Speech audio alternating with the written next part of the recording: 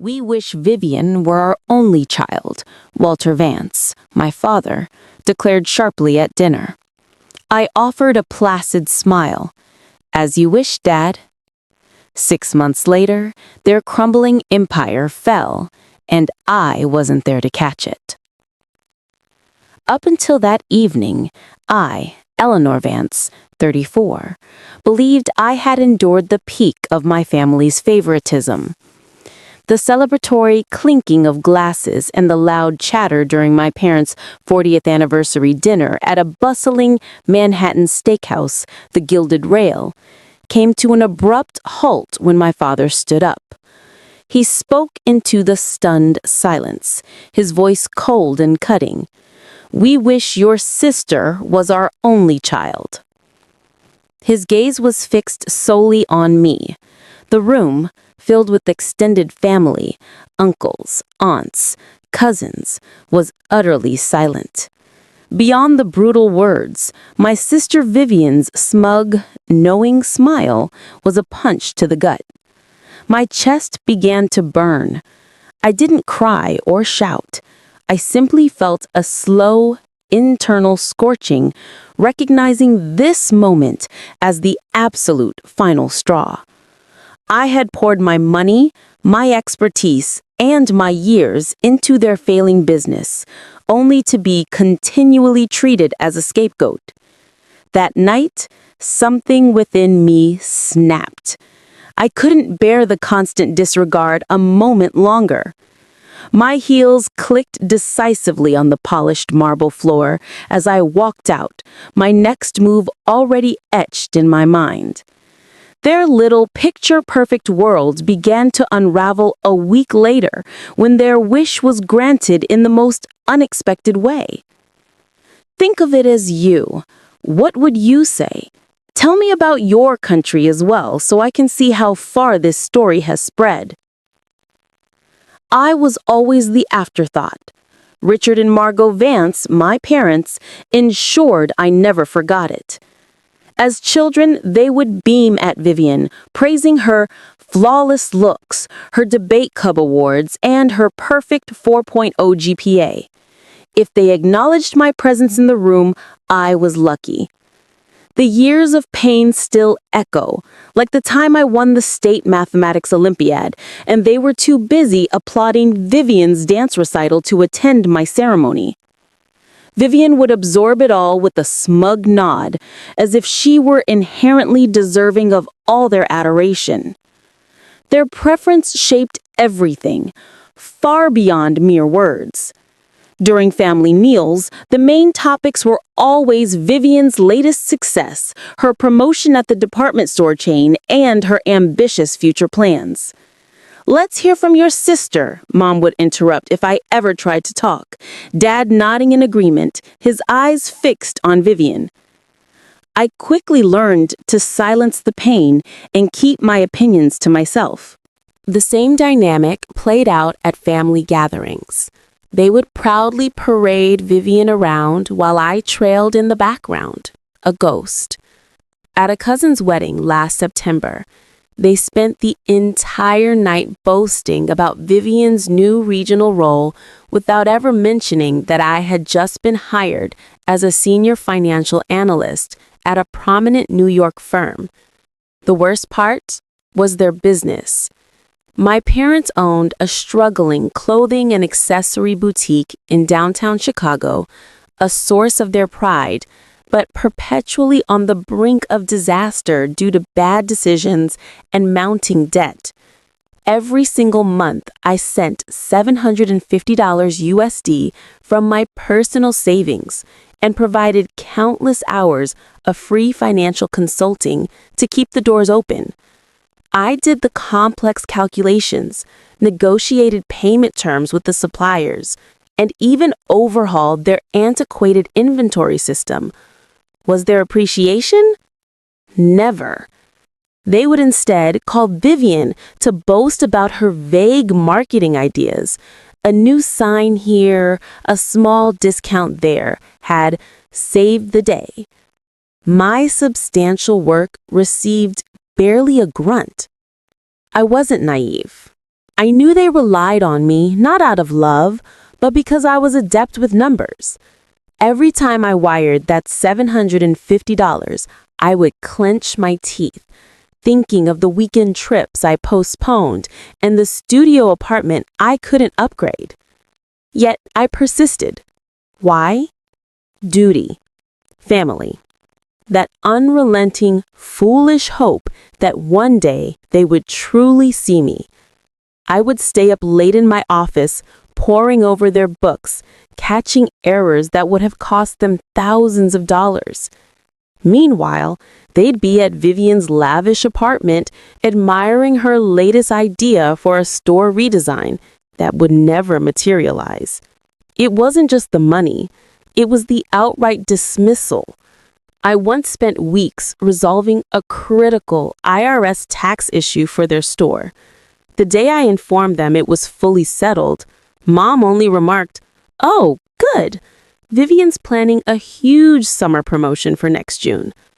No thank you, no recognition. Dad simply grunted and immediately called Vivian to discuss her vision. I stood there, documents in hand, feeling utterly invisible. I also suggested new accounting software to save them hours, only to be ignored. Months later, Vivian brought up the same exact concept, and suddenly it was a brilliant innovation. Vivian was not an innocent bystander in this dynamic. She leaned into their compliments and would occasionally shoot me a pitying glance, treating me like a pathetic charity case. At a family cookout when I was 21, Mom once joked about how lucky I was to be the backup child. Mom laughed. Dad did not correct her. The image of that knife twisting deeper every time they elevated her remained fixed in my memory. Nevertheless, I continued to help, month after month, adjusting budgets and sending money, believing this was what true family required. I see it clearly now. They exploited not only my money, but my time and talent. I was the person they depended on, but never respected. I was their safety net. With every check I wrote and every late-night call about their finances, I chased their approval. But that approval never arrived. After enlisting my help, they would turn around and idolize Vivian, as if she were the reason their boutique hadn't failed. I'd lie awake staring at the ceiling, wondering why I kept trying. Obligation? Guilt? Maybe a faint flicker of hope that they would change? On the night of their anniversary, that hope died. The laughter in the restaurant was loud until it suddenly wasn't. I was seated at the long table with my extended family, all dressed up for my parents' 40th anniversary. The air was thick with conversation and the aroma of prime rib, but Vivian was the absolute focus. "I hear you're absolutely crushing it in retail, Vivian." A cousin leaned forward and smiled. "Regional manager already?" She nodded, gracefully soaking up the praise with a practiced, refined smile. "Your store displays are phenomenal," another relative added. "You truly have a gift." Mom grinned, speaking loudly, and Dad nodded, his chest swelling with pride, as if Vivian were their crowning achievement. "She's always had a knack for business," Mom boasted. I listened in silence, as the table celebrated her latest promotion, her creative marketing stunts, and her supposedly intuitive grasp of customers. It was endless. Not one person brought up my actual work, my years managing their finances and keeping their business afloat. Here I was, once again, the invisible presence. But I thought, perhaps, just maybe, I can contribute tonight. I cleared my throat and waited for a lull in the conversation. I kept my tone calm. "Dad, Mom, I've been reviewing the store's latest figures.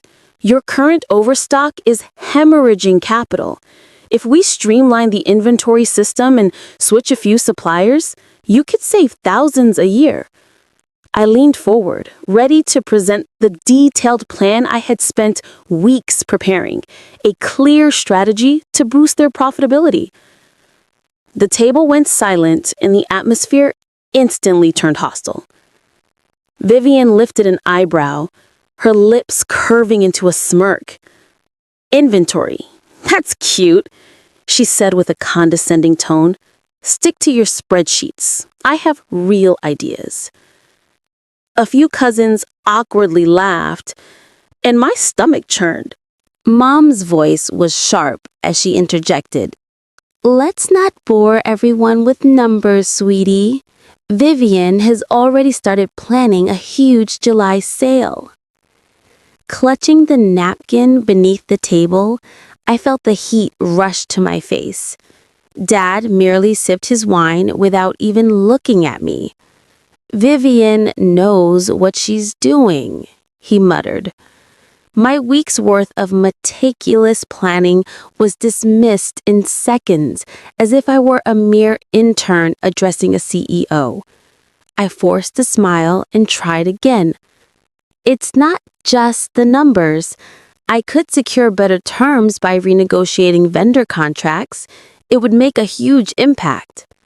This time, Vivian let out a quick, sharp laugh.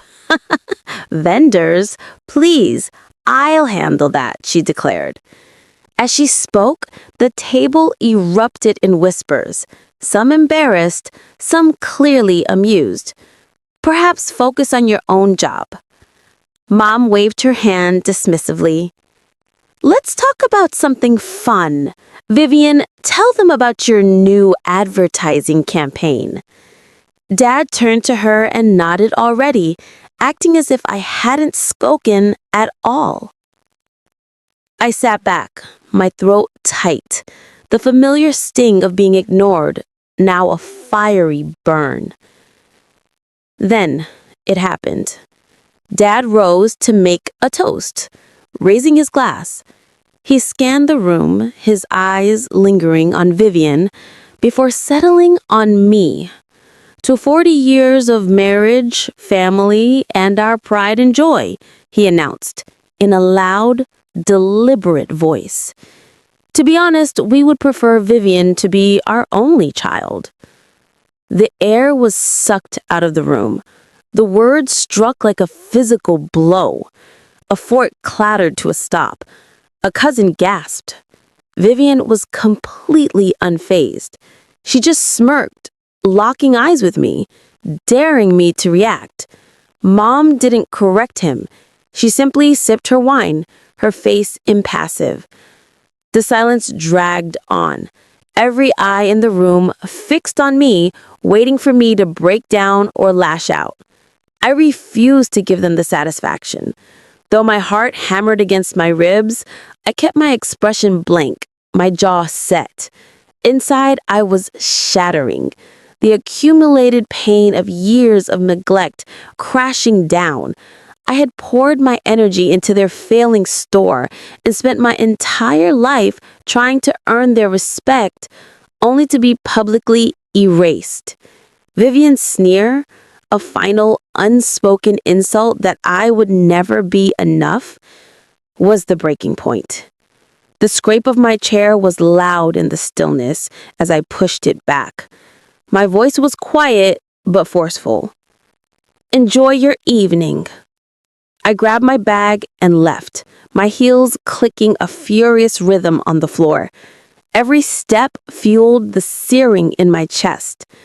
Outside, the cool Chicago air hit my face, but it couldn't cool the white-hot rage building within. For decades, I had accepted their contempt, their partiality, and their complete indifference. No longer. I stood on the pavement, my rage mingling with the blur of the city lights. I wouldn't just leave. I would permanently shatter the cycle of being their afterthought. That night, alone in my apartment, the pain of Dad's words, "We wish Vivian was our only child," was the sharpest ache I had ever felt. Vivian's smile, Mom's silent approval, the stunned faces at the table. I replayed it all, and every memory reinforced a decision I had been delaying for years. I was done. Done being their invisible repairman, their personal bank, their afterthought. I had invested $750 monthly and countless hours keeping their sinking ship afloat, haggling with suppliers, balancing their books. For what? To be humiliated, dismissed, and erased in public? Never again. Despite the fury coursing through me, I steadied my hands and grabbed my phone. I composed a short message in our family group chat, which included Vivian, Mom, Dad, and me. I am done assisting with the store. No more capital, no more consultation. Best of luck. My heart pounded as I hit send, knowing the chaos it would unleash. My phone immediately lit up. Dad called first, but I didn't check the voicemail. Mom texted, "What is this about?" Vivian sent a single demanding word, "Really? Call me now." I looked at the television, their messages blurring together, and felt a strange, profound calm. I had no intention of replying. Not tonight, never. By morning, the calls had multiplied. Dad's tone shifted from bewilderment to raw annoyance across 4 new voicemails. In one, he snapped, "We need to talk about this," as if I owed him an explanation. Mom's inbox was full of lengthy, rambling emails about how the store was the family legacy and how I couldn't abandon them.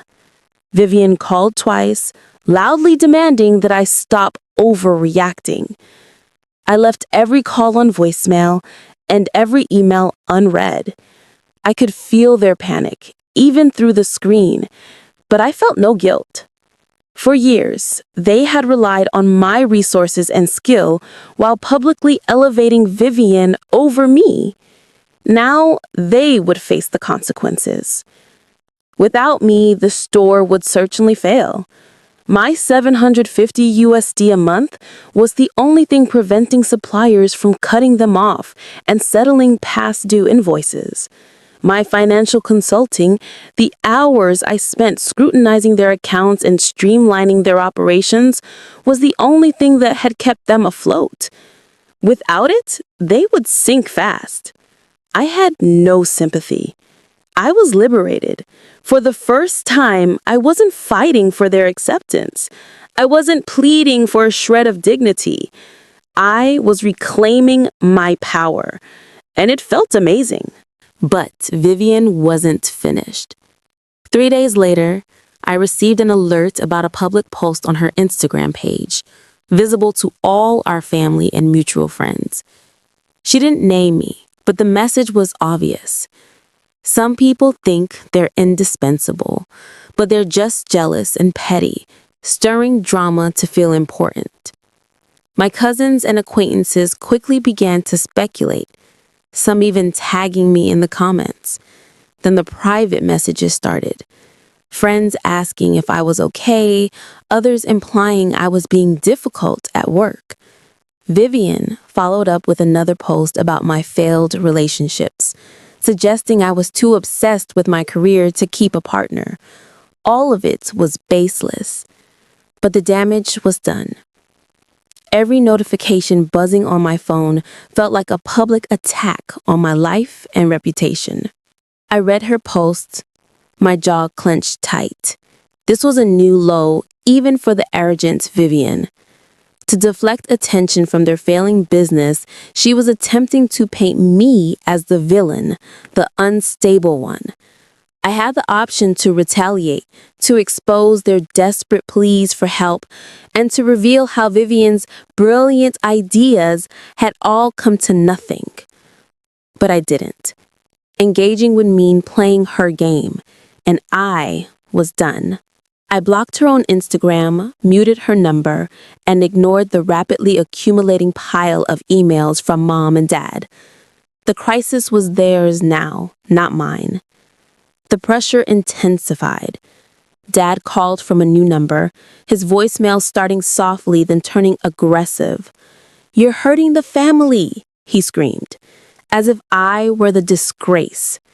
Mom's next email was a heavy-handed guilt trip, accusing me of destroying our bond over a misunderstanding.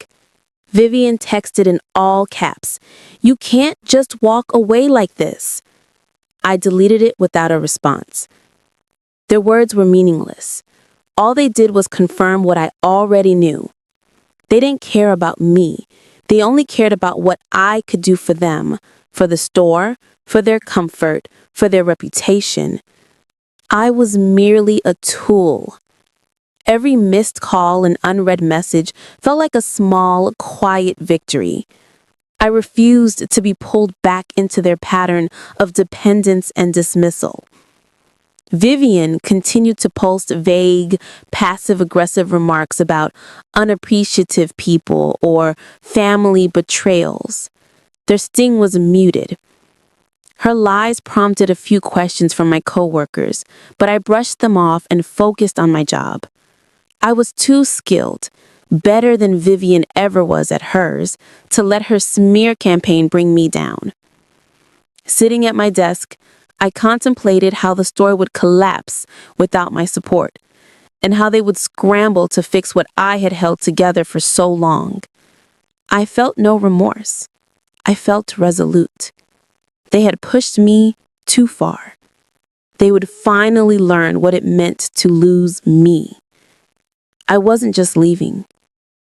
I was setting the stage for their downfall. And I wasn't quite done yet.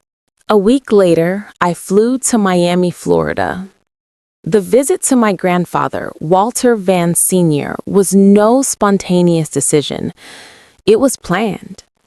For days, I had ignored Mom's guilt-tripping emails, Dad's angry voicemails, and Vivian's venomous Instagram posts, all attempting to reel me back into their twisted web. I wasn't going back. Not to their drama, not to their business, not to their lies. I needed to speak to someone with the power to truly make a difference. Someone who would actually listen. That person was my grandpa. He had always been the fair one, a quiet man who could see right through facades. The flight from Chicago to Tampa took just over 3 hours, giving me plenty of time to mentally prepare. After landing in the humid Florida air, I rented a Ford and drove to Grandpa Walter's modest, charming beachfront bungalow. He was waiting for me on the porch, a warm smile crinkling his weathered face. "You look like you've got something important to get off your chest, Ellie," he said in a voice that was rough but kind. I hugged him, the weight of the last week pressing down on me. As we sat in his living room with an antique fan softly whirring in the background, I told him everything. I started with the anniversary dinner, how Dad stood up, glass in hand, declaring they wished Vivian was their only child, and how Vivian's sneer cut deeper than his words. I detailed the years of being marginalized, my efforts and ideas casually dismissed while they praised Vivian's half-baked schemes. I laid out the $750 USD a month I had been using to keep their store solvent for years, straight from my savings. I described the late nights spent resolving their tax nightmares, negotiating with suppliers, and optimizing their operations, all to be met with contempt or silence. Then I showed him Vivian's Instagram campaign, the lies about my relationships and careers spreading like wildfire among family and friends. Grandpa Walter's expression grew hard as he listened. When I recounted Dad's toast, his hands, calloused from years of working construction, clenched into fist. "They said that in public?" he asked, his voice low, a barely contained growl. I nodded and pulled out my phone, showing him the screenshots of Vivian's post I had saved before blocking her. Some people think they're indispensable, with comments from cousins who believed her story. Another post implying I was unstable and damaging my career. Grandpa Walter's jaw tightened and his eyes narrowed. "That's not family," he declared, standing up and pacing the small room, his anger palpable. "That's betrayal." The family knew that Grandpa Walter had built a respectable fortune in Miami real estate, several rental properties and acreage in Orlando. He had always planned to divide it among his children, including Dad, and set aside a portion for Vivian and me. He shook his head now. "I've seen how they treat you, Ellie. I kept hoping things would improve, but this is unacceptable." He sat down, his voice firm yet fierce. "I am changing the will. They are not worthy of a single dime." I didn't argue. I didn't have to. That afternoon, Grandpa Walter called his attorney, a sharp, impeccably dressed man named Mr. Sterling, who arrived within the hour. I sat quietly while they discussed the amendments. Grandpa Walter made it clear Vivian, Mom, and Dad were to receive nothing. Everything, the land, the properties, the cash, would be left to me, with a percentage dedicated to a local veterans charity he had long supported. He looked at me, his gaze gentle yet steely. "You've earned this, Ellie. Not for what you've done, but for who you are."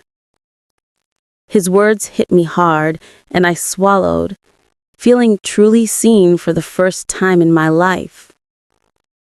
Grandpa Walter wasn't finished. He inquired about the store's finances, how much I had put in, and their reliance on me. When I described the $750 USD a month and my unpaid consulting, he shook his head again. "They'll crash without you, Ellie," he stated, not with sympathy, but certainty. "Let them. They have to face it." Knowing he was right, I nodded. The store was already fragile. Without my help, they would soon face the supplier debt and tax penalties I had tirelessly kept at bay. The next day, with a renewed sense of purpose, I flew back to Chicago. I didn't call Vivian, Mom, or Dad. I didn't check their emails or text. The store was no longer my responsibility. Let them deal with the debt, the audits, and the past due invoices they had ignored for years. I felt like a massive burden I had been carrying for too long had finally been lifted. Back at my apartment, I met up with my friend, Emily Chen, who had always been my anchor. Over coffee at a cozy cafe near my building, the Blue Mug, I told her everything. The dinner, Vivian's posts, my trip to Florida. Emily listened, her eyes soft and wide. Stirring her latte, she said, "You made the right choice, Elle. They've always taken advantage of you. It's time to prioritize yourself." Her words were simple and profoundly true. She didn't push me to forgive or reconcile. She simply understood. "Focus on you," she said firmly. "Your career, your life. You're worth more than their drama." I nodded, grateful for her unwavering support. Despite her demanding marketing job and personal struggles, Emily always made time for me. I sensed a fundamental shift. Leaving the coffee shop, I knew Grandpa Walter's decision was more than just money or property. It was a line drawn in the sand.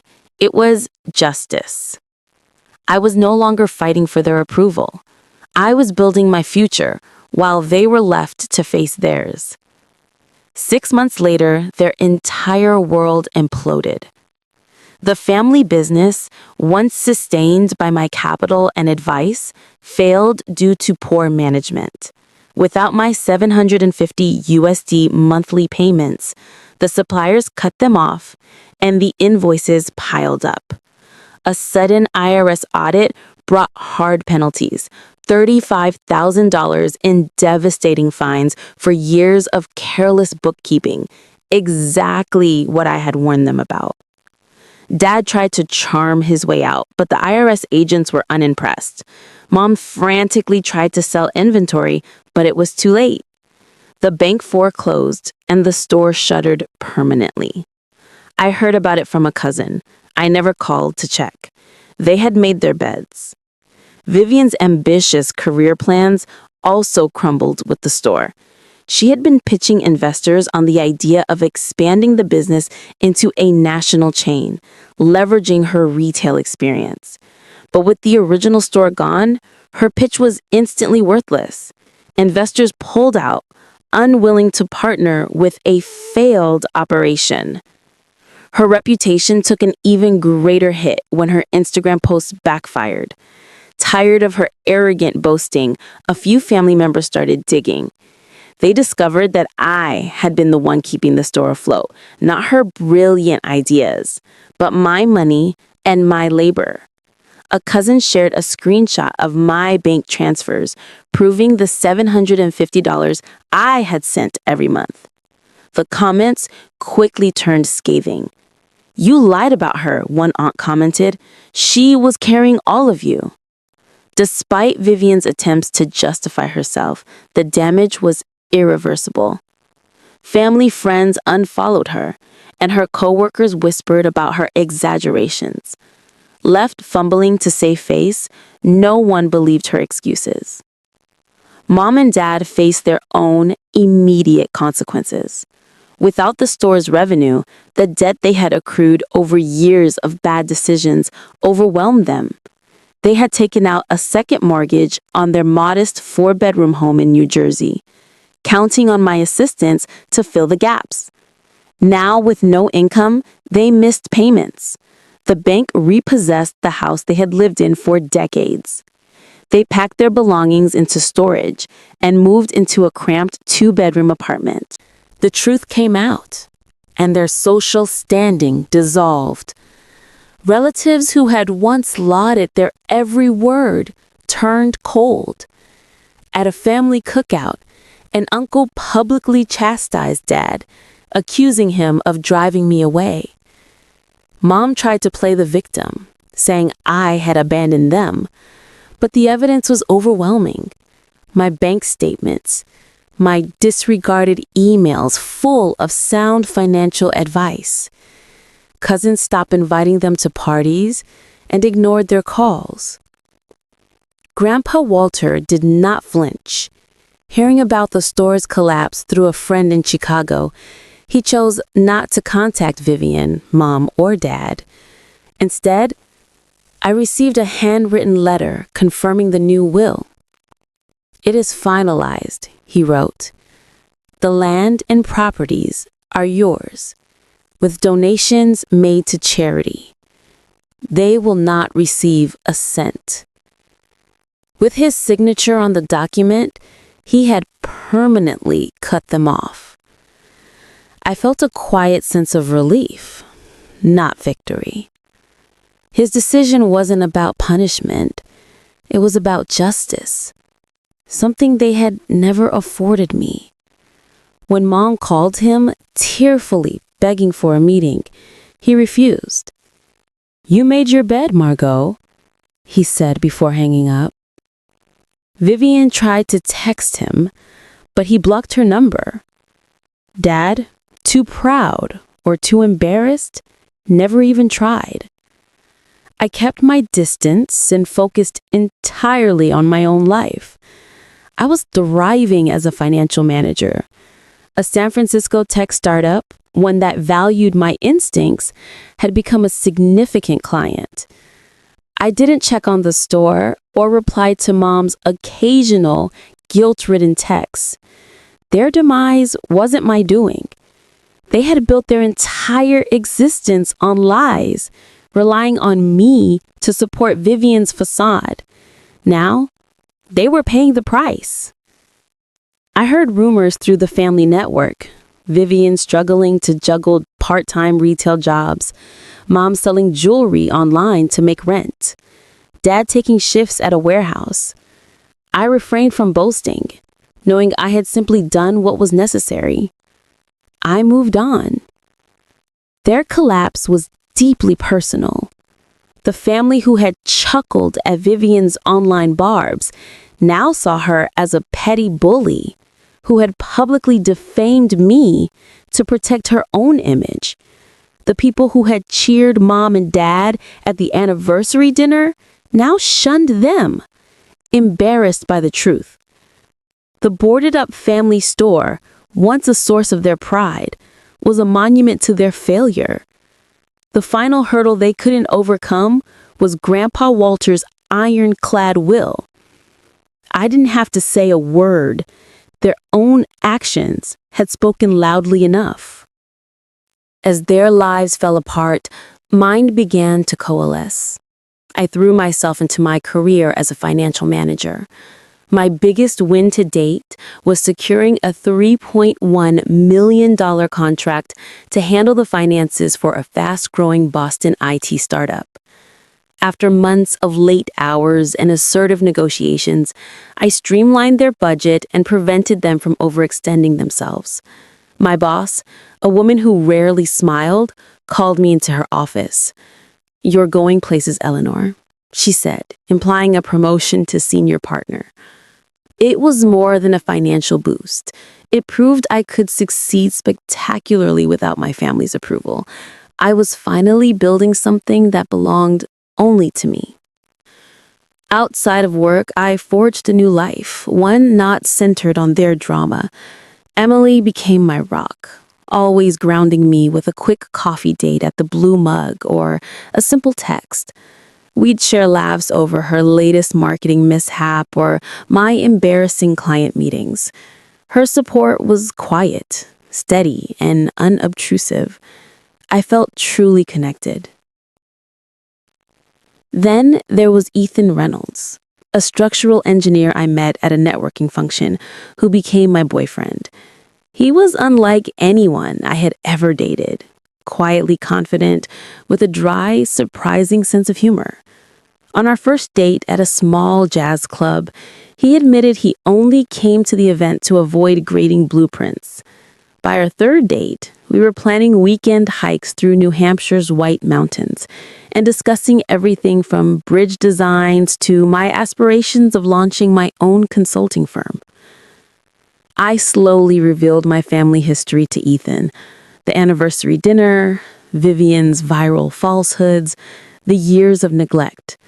He listened, his hand resting firmly on mine, without offering meaningful advice. At one point, he whispered, his voice low but convinced, "They'll never know how strong you really are." It was a belief I had never received from Vivian, Mom, or Dad.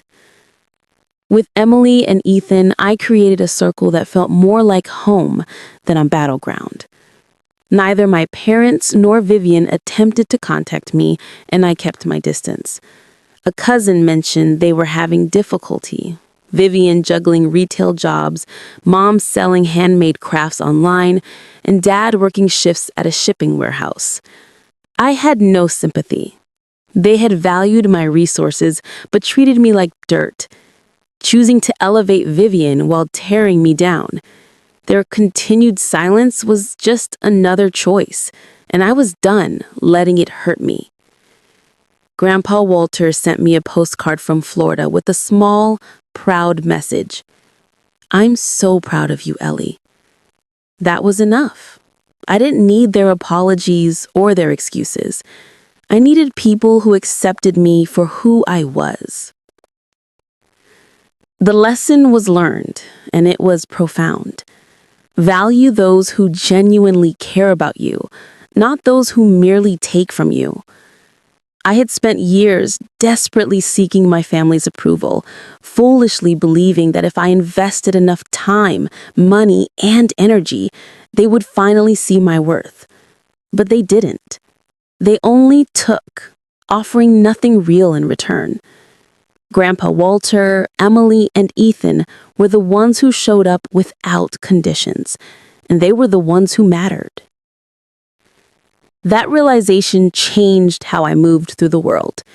Instead of seeking approval from those who withheld it, I began investing in the people who freely offered it. My life wasn't perfect. Work was demanding, and sometimes I wondered if I had been too harsh in cutting my family off. Then I would remember Mom's cold silence, Dad's brutal toast, and Vivian's sneer. I would recall the years of invisibility and the lies they spread to protect their own egos. I wasn't the villain in their story. I was the one who left to save herself, and I was better for it. Ethan's easy laugh and Emily's terrible puns transformed my apartment, once a site of late-night worry, into a sanctuary. My career, which used to be a means to win approval, had become a source of pride and a testament to my own hard-won abilities. If this narrative resonated with you, please consider supporting our channel for more genuine stories of family resilience. Thank you for watching.